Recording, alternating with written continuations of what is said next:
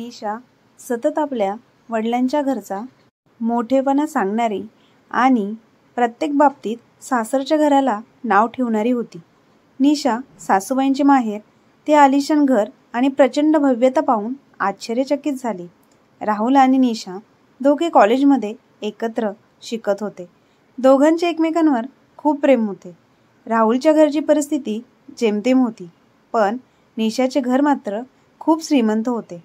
परंतु त्या दोघांचे एकमेकांवर खूप प्रेम असल्यामुळे निशाच्या वडिलांनी त्या दोघांच्या लग्नाला होकार दिला आणि त्या दोघांचं लग्न झालं. निशाचे आई वडील खूप श्रीमंत असल्यामुळे निशाला लग्नामध्ये सगळ्या काही नवीन वस्तू, सगळ्या ब्रँडेड वस्तू दिल्या जातात. राहुलच्या घरी मात्र अशा कोणत्याही गोष्टी नसतात. त्यामुळे निशा नाराज होते आणि लग्नाच्या दुसऱ्या दिवशीच निशा तिच्या आईवडिलांना घरून आणलेल्या सर्व वस्तू तिच्या खोलीत ठेवायला सांगते. लग्नघर होते त्यामुळे कोणालाच आलेल्या वस्तू तिच्या खोलीमध्ये ठेवायला टाईम मिळतच नव्हता. तिच्या आईवडिलांच्या घरून आलेल्या वस्तूंवर निशाचे लक्ष होते. त्यामुळे तिच्या आईवडिलांच्या घरून आलेला AC, TV, फ्रीज आणि सोफा जेणेकरून लवकरात लवकर तिच्या रूममध्ये सेट करावा असे तिला वाटत होते.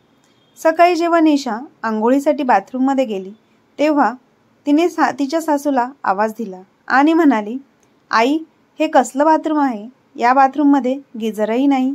मला गरम पाण्याने आंघोळ करायची सवय आहे. मी थंड पाण्याने आंघोळ कशी करणार? त्यानंतर ती स्वतःशीच बडबड करत म्हणते की मी कसल्या घरात आले आहे देवा? या घरात बाथरूममध्ये गिझरही नाही, कुठले इलेक्ट्रॉनिक सामानही नाही व्यवस्थित. त्यावर मीनाताई म्हणाल्या, निशा, तू 5 मिनिट थांब. मी आत्ता तुझ्यासाठी गॅसवर पाणी गरम करते. मग तू गरम पाण्याने आरामशीर आंघोळ करू शकते. आता मला आंघोळ करायला सुद्धा थांबावे लागेल का? माझ्या घरात असं नाही. प्रत्येक बाथरूममध्ये गिझर लावले आहे. प्रत्येक नळाला गरम पाणी येते. तुम्ही लोक या घरात कसे राहता? तुम्ही लोक कसे कसे जीवन जगता? मीनाताईंनी पटकन पाणी गरम करून आपल्या सुनेला दिले. आंघोळ करून निशा तिच्या खोलीत गेली आणि तिच्या नवऱ्याला म्हणू लागली की तुमच्या घरात कशाचीच काही व्यवस्था नाही. ना बाथरूममध्ये गिझर, ना किचनमध्ये आरोचं पाणी. मी असे साधे पाणी कधीच पित नाही. मी नेहमीच आरोचं फिल्टर झालेलं पाणी पिते.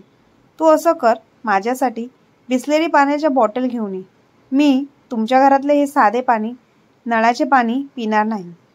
त्याने माझा घसा दुखत आहे. मी आजारी पडली आहे. राहुल त्याच्या बायकोकडे बघतो आणि हसून म्हणतो, हरकत नाही.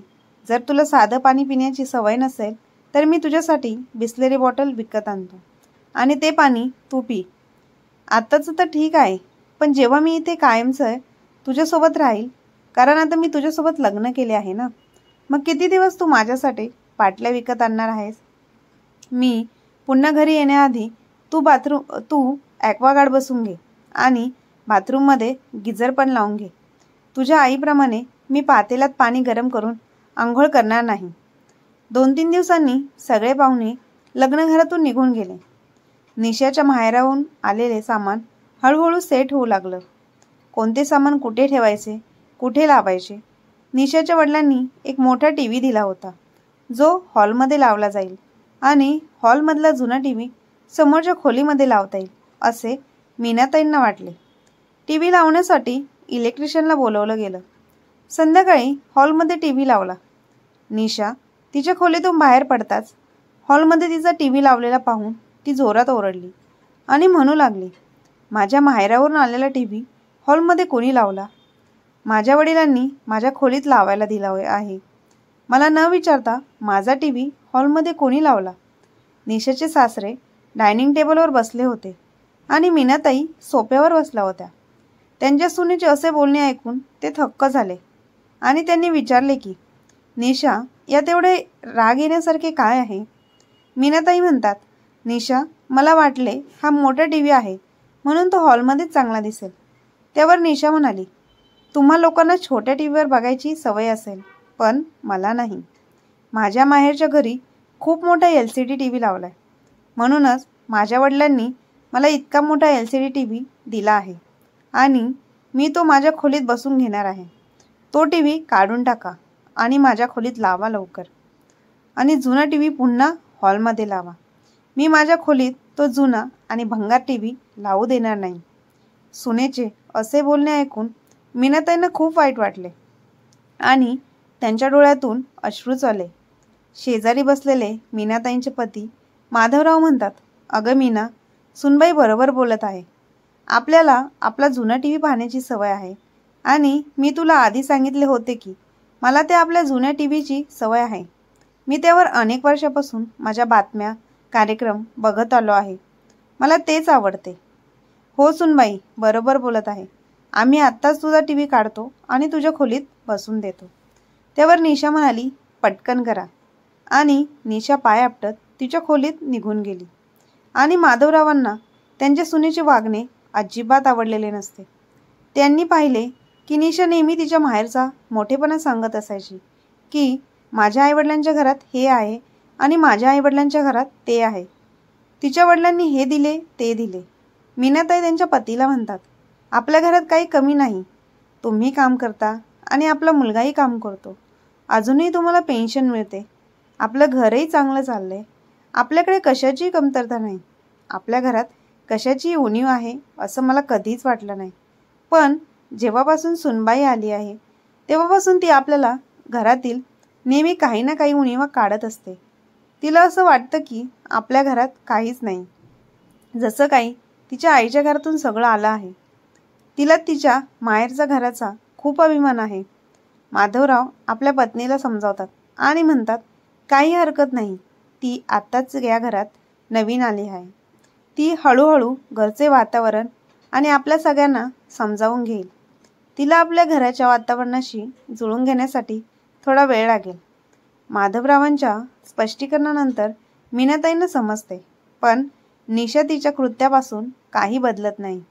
तिला जेव्हा संधी मिळते तेव्हा ती मीनाताईंचा तिच्या माहेरच्या मोठेपणा सांगत असते आणि आईच्या घरून लग्नात आलेल्या सर्व वस्तू, AC, सोफा, टी व्ही तिच्या खोलीत लावते. एक दिवस मीनाताई त्यांच्या मुलाला लग्नात आलेल्या मिक्सरवर वाटण करत होत्या. तेव्हा अचानक मिक्सरचे झाकण उघडले आणि वाटण स्वयंपाकघरात सगळीकडे उडाले. निशा ओरडत आली आणि म्हणाली, तुम्हाला कोणी सांगितले होते मिक्सर चालू करायला? तो माझ्या आईच्या घरून आला आहे. वाटण बनवण्यासाठी तुम्ही तुमचा जुना मिक्सर वापरायचा ना. हा आधुनिक मिक्सर आहे. त्यात वाटण कसे बनवायचे हे तुम्हाला कळणार नाही. त्यावर मीनाताई म्हणतात, हो बेटा, तुझं म्हणणं बरोबर आहे. हा आपल्या जुन्या मिक्सरपेक्षा पूर्णपणे वेगळाच आहे. यामध्ये कोणते बटन कुठं दाबावं लागतं हे कळतच नाही. त्यावर पूजा म्हणते, होय, माझ्या वडिलांनी मला पूर्णपणे ब्रँडेड वस्तू दिल्या आहेत. माझे वडील नेहमी ब्रँडेड वस्तू विकत घेतात. त्यांच्या सुनेचे बोलणे ऐकून मीनाताई पुन्हा उदास झाल्या. आज पुन्हा सुनेने आपल्या घरचा मोठेपणा दाखवला होता. मीनाताईंना वाटत होते की मनातून तिला विचारावं, तुझ्या माहेरच्या घरात जे काय आहे ते तुझ्या आईवडिलांच्या घरचे आहे, पण आता हे तुझे सासर आहे. सासरचे घर हे तुझे आहे. बहुतेक वेळेस त्यांचा मुलगा ऑफिसच्या कामात व्यस्त असायचा. घरी मीनाताई, माधवराव आणि त्यांची सून असायची. एके दिवशी सुनेला तिच्या आईच्या घरी जावं लागलं. मीनाताईंनी आपल्या सुनेसाठी 2 साड्या आणल्या आणि त्या तिला देताना म्हणाल्या, सुनबाई, तू तुझ्या आईवडिलांच्या घरी जात आहेस. मी तुझ्यासाठी 2 नवीन साड्या आणल्या आहेत. तू त्या साड्या तुझ्या आईवडिलांच्या घरी रोजच्या रुटीनमध्ये घालू शकतेस. तुझ्या अंगावर खूप चांगल्या दिसतील. त्या मी तुझ्यासाठीच विकत घेतल्या आहे. प्रत्येकी 2,000 रुपये किमतीच्या 2 साड्या आहेत. काय आई, माझ्यासाठी 2,000 रुपये किमतीच्या 2 साड्या आणल्या आहेत? मी 5,000 रुपयाची एक साडी नेसते. माझे वडील दिवाळीला आमच्या मोलकरणीला 1,000 रुपये किमतीच्या साड्या देतात. माझ्या लग्नाची एकही साडी 8,000 रुपयांच्या खालची नाही आणि तुम्ही मला फक्त 1,000 रुपये किमतीची साडी नेसायला दिली आहे. तुम्ही दिलेली साडी माझे आईवडील पाहतील तर ते काय म्हणतील? तुम्ही तुमच्या साड्या तुमच्याकडेच ठेवा. मी माझ्या आईच्या घरी या स्वस्तातल्या साड्या नेसणार नाही. माझे आईवडील किती पैसेवाले आहेत हे तुम्हाला माहीत नाही का? तुमचे घर फक्त 3 खोल्यांचे आहे. माझ्या आईचे घर 3 मजली आहे. माझे वडील या शहरातील खूप मोठे व्यावसायिक आहे. राहुल माझ्या कॉलेजमध्ये शिकत होता आणि मला तो आवडला होता. म्हणूनच माझ्या वडिलांनी राहुलशी माझे लग्न केले, नाहीतर तुम्ही लोक माझ्या स्टेटसच्या जवळही नाहीत. शेजारी बसलेल्या माधवरावांना निशाचे बोलणे सहन झाले नाही. त्यांनी अडवणूक केली आणि म्हणाले, बेटा, आता तू प्रेमविवाह केला आहे, मग यात कोण काय करू शकतो? तुला माझा मुलगा आवडला म्हणूनच तुझं लग्न झालं, आणि हीच बाब आहे. स्टेटस पैशाने नाही तर एखाद्याच्या चांगल्या वागण्याने मिळतो. तू आपल्या कॉलनीत जाऊन विचार किंवा माझ्या ऑफिसमध्ये कुठेही जाऊन विचार, माझं किती नाव आहे ते. तुला आवडत नसेल तर मीनाने आणलेल्या साड्या घेऊ नकोस. पण मुद्दा असा आहे की तू कोणत्याही छोट्या छोट्या गोष्टींवरून तुझ्या आईवडिलांचा मोठेपणा दाखवत जाऊ नकोस. माधवरावांचे बोलणे ऐकून सुनेचे तोंड उघडेच राहिले आणि आपले तोंड फुगवून ती तिच्या खोलीत गेली आणि पटकन दरवाजा बंद करून घेतला. मीनाताई आपल्या नवऱ्याकडे बघत म्हणाल्या, तुम्ही तिला कशाला काही बोलता? यावर माधवराव म्हणतात, नाही मीना, प्रत्येक गोष्टीत ती तुझा अपमान करते. मी जेव्हा तिला पाहतो तेव्हा ती तुला तिच्या आईच्या घरचं मोठेपणा सांगत असते. तू कोणापेक्षाही कमी नाहीस. काही दिवसांनी हे प्रकरण चव्हाट्यावरच आलं. एके दिवशी निशाच्या माहेराहून फोन आला.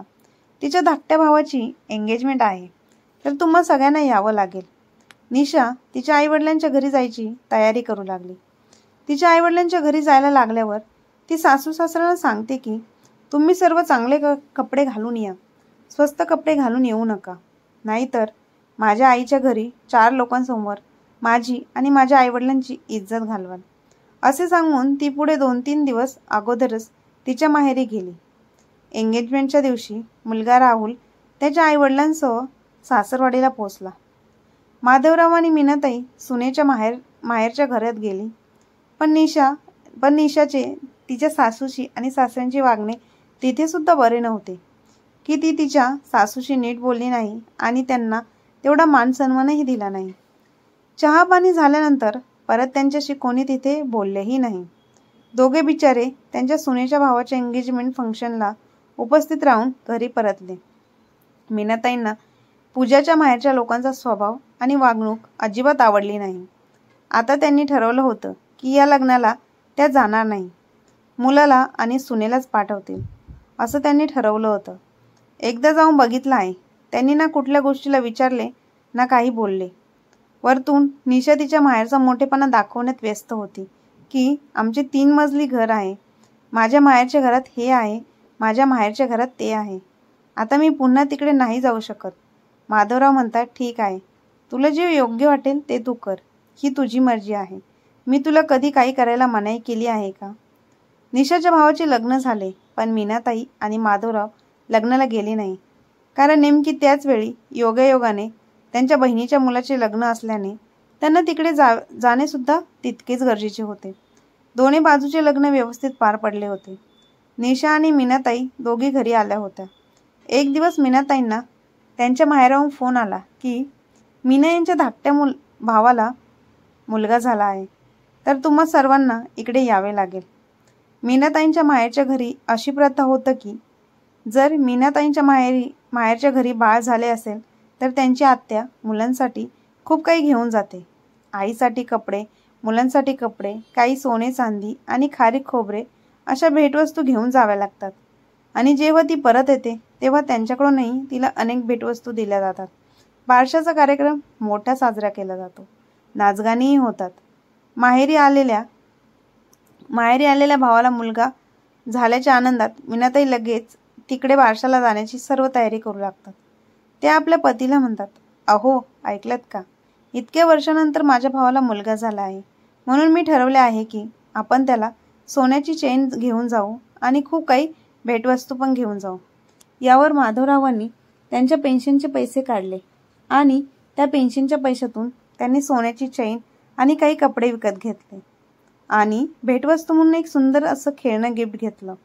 निशाने तिच्या आईवडिलांच्या घरी हे सगळं कधीच पाहिलं नव्हतं, कारण त्यांच्या घरी हे सगळं काही होतच नव्हतं. तिला हे सगळं आवडलं होतं.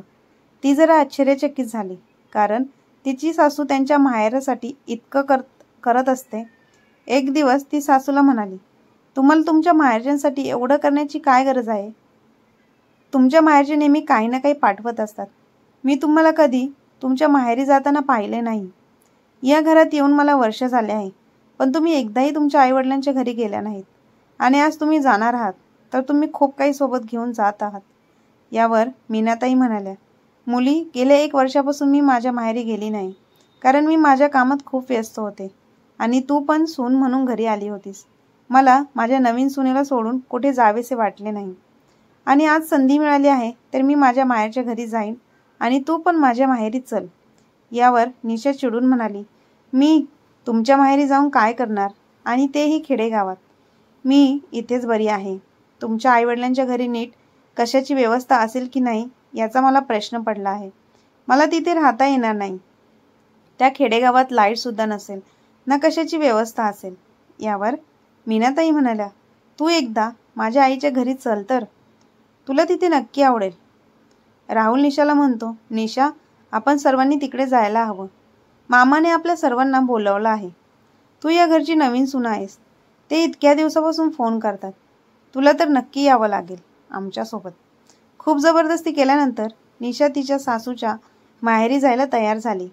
पण आतून ती विचार करत होती की त्या खेडेगावात ती कशी राहणार. ती कधी खेडेगावात गेलीच नव्हती. गावचं वातावरण कसं असेल या विचाराने ती गोंधळली होती. शेवटी तो दिवस आला जेव्हा ती तिच्या सासूच्या माहेरच्या घरी जाण्यास तयार झाली. तिकडे गावी पोचताच गावाच्या बाहेर ढोल ताशांच्या गजरात त्यांचे स्वागत करण्यात आले. सर्व सदस्य गावाबाहेर उभे होते. मीनाताई आणि माधवराव व त्यांची सून यांचे स्वागत करताना फुलांचा वर्षाव होतो. मीनाताईंच्या माहेरचे सर्व लहान मोठे नाचत होते. मीनाताई देखील नाचू लागतात. तेव्हा मीनाताईंचा मोठा भाऊ समोर 2 घोडे जोडलेली एक सुंदर गाडी घेऊन आला आणि त्या गाडीत त्यांची बहीण मेहुणे आणि त्यांच्या सुनेला घेऊन जात होता. त्या सर्वांना घेऊन त्यांनी घोडागाडीतून पूर्ण गावाला फेरी मारली आणि खूप जल्लोषात त्यांचे स्वागत केले. निशाला वाटले होते की सासूचे माहेर हे खेडेगावात आहे आणि तिथे असे काहीच होत नाही. पण इतकं सगळं पाहून ती थक्क झाली.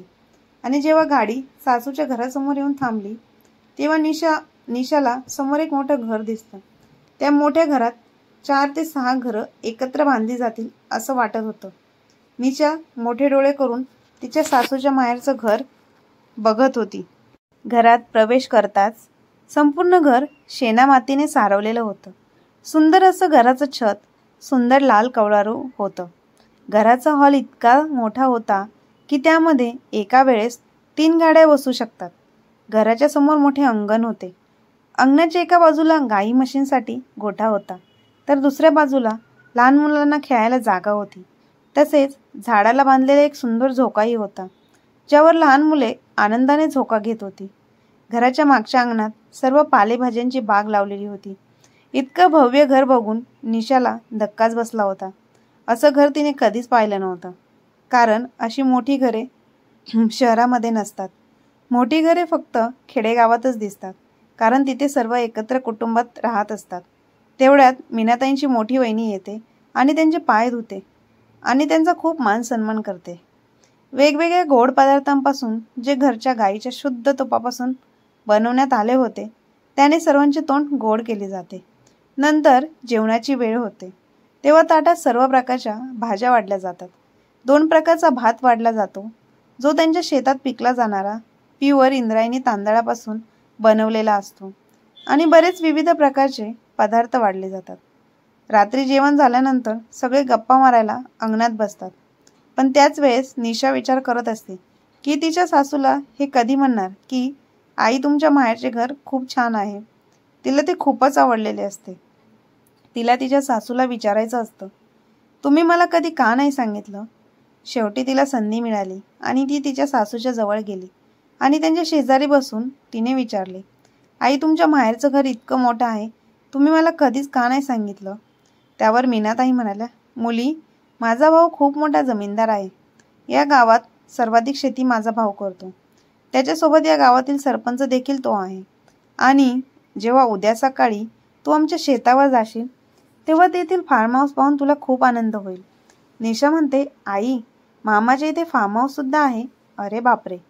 हो मुली, माझ्या धाकट्या भावाने जवळच्या शेतावरच एक फार्म हाऊस बांधले आहे. त्याच्या मागे जवळच एक विहीर सुद्धा आहे.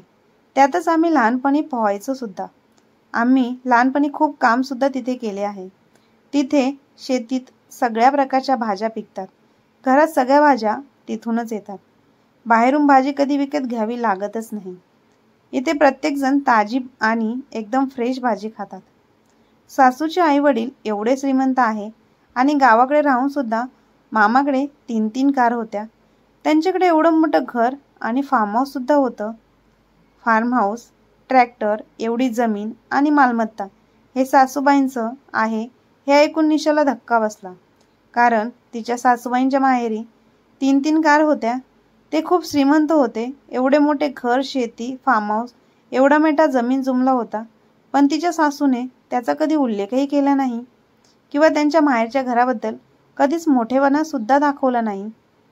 पण ती माझ्या सासूबाईंना माझ्या माहेरच्या घराचा नेहमीच मोठेपणा सांगत आले. आज सासूबाईंच्या माहेरचं घर पाहिल्यानंतर मला स्वतःच्या आईवडिलांचे घरही परकेच वाटू लागले. माझ्या सासूबाईंच्या माहेरच्या घरी माझ्या माहेरच्या घरापेक्षा खूप दबदबा होता. माझ्या माहेरचे घर फक्त 3 मजल्यांचे आहे आणि ते फक्त एकाच गुंठ्यात आहे. पण इथे पूर्ण 3 गुंठ्यात घर बांधले होते. आता निशाला त्याच गोष्टी पुन्हा पुन्हा आठवत होत्या. निशाने तिच्या सासूबाईंना त्यांच्या माहेरच्या घरावरून व लोकांवरून खूप काही सुनावले होते. पण तिला या गोष्टीचा आता आतून खूप पश्चाताप होत होता. ती विचार करत होती की कधी एकदा घरी पोहोचतो आणि तिच्या कृत्याबद्दल सासूची माफी मागते. 3-4 दिवस माहेरी राहिल्यानंतर मीनाताई, माधवराव, त्यांची सून आणि मुलाला त्यांच्या माहेरच्या लोकांनी कपडे लत्ते, दागदागिने देऊन खूप आदराने त्यांची पाठवणी केली. घरी गेल्यानंतर निशा तिच्या सासूबाईंच्या खोलीत गेली आणि म्हणाली, आई, तुमच्या माहेरच्या घरातले सगळे खूप श्रीमंत आहे. तुम्ही खूप चांगल्या कुटुंबातून आहात. पण तुम्ही ही मला कधीच सांगितले नाही की तुम्ही खूप चांगल्या श्रीमंत कुटुंबातून आले आहात. तुमच्या घरी सर्व काही चांगले आहे. तरीही मी तुमचा खूप वेळा अपमान केला आहे. आता मला माझ्या आईच्या घरचे वर्चस्व दाखवून खूप वाईट वाटते. आई, मला माफ करा. मीनाताई त्यांच्या सुनेला सांगतात, मी नेहमीच अनेक सुखसोयींमध्ये वाढलेली आहे. माझ्या घरी आधीपासूनच खूप श्रीमंती होती. मला कधीही कोणत्या गोष्टीची कमतरता नव्हती. तू तर आता बघितलंच आहे की माझ्या माहेरच्या घरी कशाचीच कमतरता नाही. माझ्या वडिलांनी माझे लग्न माधवरावांसोबत केले होते कारण माधवराव हे अतिशय प्रामाणिक व्यक्ती होते. त्यांच्या प्रामाणिकपणावर प्रभावित होऊन माझ्या वडिलांनी माझं लग्न त्यांच्याशी लावून दिले होते. त्यांच्या आर्थिक परिस्थिती फारशी चांगली नसली तरी माझ्या वडिलांनी मला आर्थिक मदत करण्याचा अनेक वेळा प्रयत्न केला होता. पण ते माधवरावांना आवडले नाही. त्यांनी स्वतःचे घर चालवण्यासाठी सासरच्यांकडून पैसे घ्यावे, त्यामुळे त्यांचा स्वाभिमान दुखावला असता. घर चालवण्यासाठी मी माझ्या माहेरकडून पैसे घेतले असते, पण नवऱ्याचा मान राखण्यासाठी मी माझ्या माहेरच्या घरची मदत कधीच स्वीकारली नाही. मुली, पैशापेक्षा आदर महत्त्वाचा आहे. तू माझ्या माहेरच्या घरी जाऊन बघितले आहे की माझे आई वडील, माझे भाऊ बहिणी, माझ्या नवऱ्याचा आणि माझ्या मुलांचा किती आदर करतात ते. आता तूच सांग, पैसा महत्त्वाचा आहे की आदर? जर मी माझ्या माहेराहून पैसे घेतले असते तर माझे भाऊ बहिणी हाच विचार करत असते की मी माझ्या आईच्या पैशांवर जगत आहे. पण आज मी माझ्या माहेरी आदराने जाते. सासूचे बोलणे ऐकून निशाने त्यांना मिठी मारली आणि जोरजोरात रडायला लागली. आई, आज मला तुमच्याकडून खूप काही चांगले शिकायला मिळाले. मी माझ्या आईच्या घरी या गोष्टी कधी शिकले नाही ज्या मी शिकायला हव्या होत्या. आई, प्लीज मला माफ करा. मी इथून पुढे असं कधीच करणार नाही. मीनाताई आपल्या सुनेला माफ करतात आणि निशासुद्धा सासूबाईंशी चांगले वागू लागते. तर मित्रांनो, समोर बघून एखाद्याला कमी लेखणं आणि त्याची तुलना श्रीमंतीसोबत करणं कधीही योग्य नाही. तर मित्रांनो, आजची कथा तुम्हाला कशी वाटली कमेंट बॉक्समध्ये नक्की कळवा आणि कथा आवडली असल्यास चॅनलला लाईक, शेअर, सबस्क्राईब नक्की करा. धन्यवाद.